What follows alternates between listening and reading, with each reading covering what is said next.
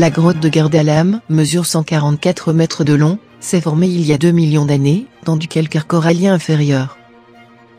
Des remarquables stalactites et stalagmites sont apparus au cours des siècles.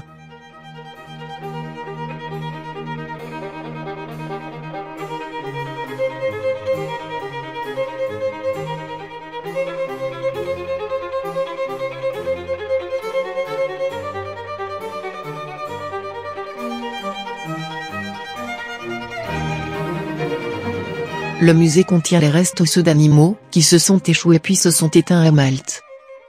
On a découvert les ossements d'éléphants nains, et d'hippopotames, qui vivaient sur l'île, il y a 130 000 ans. Dans une deuxième période, il y a 18 000 ans, des ossements d'ours, de cerfs et de loups ont été découverts. Comment sont-ils arrivés sur l'île? À cette période, Malte était-elle une île?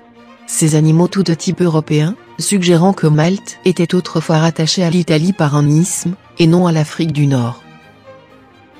C'est dans la grotte qu'ont été découverts les plus anciens vestiges d'habitation humaine sur Malte, remontant à quelques 5500 ans avant Jésus-Christ.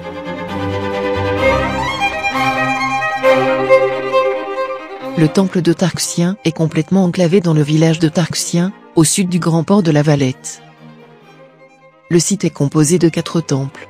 Le temple primitif, à l'est, est daté de 3250 avant Jésus-Christ, les vestiges sont difficilement déchiffrables, même si la restauration laisse imaginer un petit temple à 5 absides.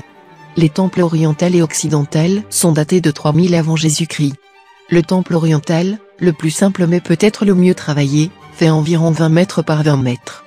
Le temple central d'environ 28 mètres par 20 mètres vient s'intercaler entre les deux temples précédents. Il est daté de la phase Tarxien, 2900-2500 avant Jésus-Christ.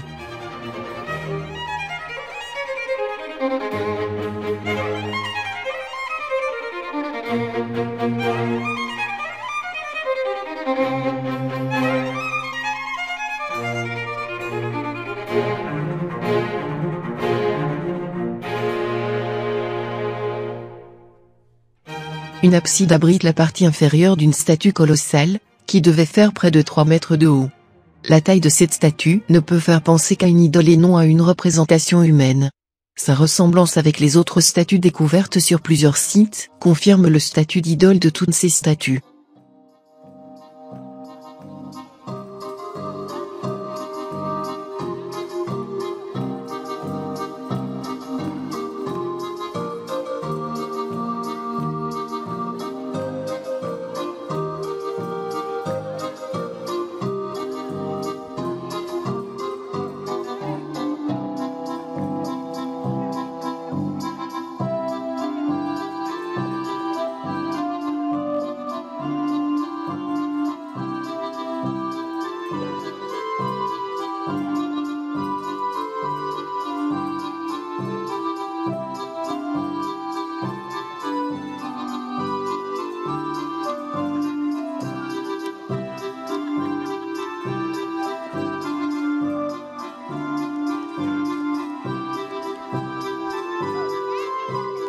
C'est à la Valette dès le XVIIe siècle qu'est née la mode de balcons fermés appelée Galleria en langue locale. Cette particularité architecturale fait partie du patrimoine de Malte.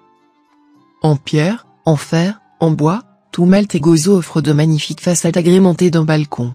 Son origine à Malte? Du sud de la Méditerranée? Avec les moucharabiers? Encore des incertitudes, mais au fil des siècles, toujours cette place importante dans la vie quotidienne.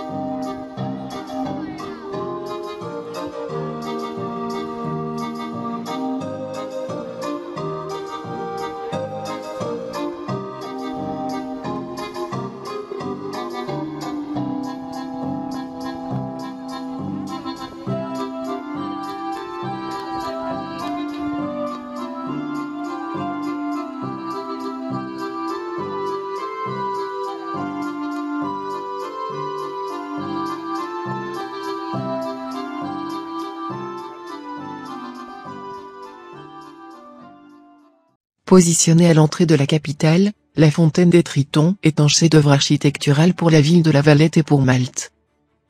Conçu en 1955 puis, avant que La Valette ne devienne la capitale de la culture en 2018, les statues en bronze de la fontaine ont été envoyées à Florence pour restauration, et aujourd'hui les 3 Tritons gardent l'entrée de la capitale historique de Malte. Dans la mythologie grecque, le Triton est un dieu marin, mi-homme mi-poisson, fils de Poséidon et d'Amphitrite, messager des flots. On ne pouvait pas mieux trouver pour symboliser ce bout des terres encerclé par la mer.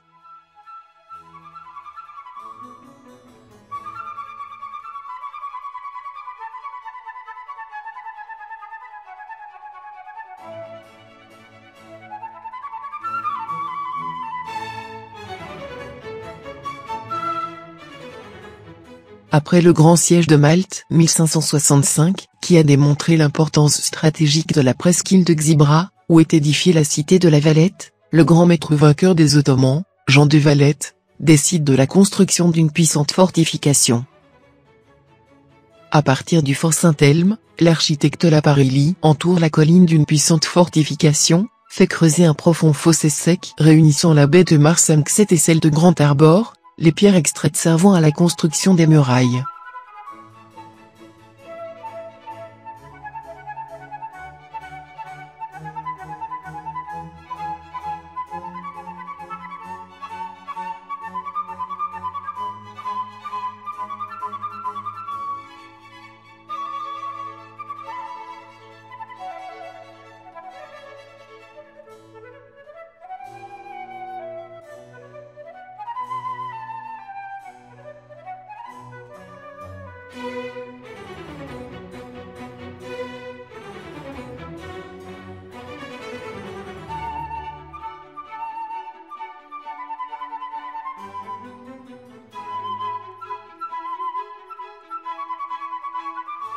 Le 7 avril 1942, La Valette est sévèrement bombardée.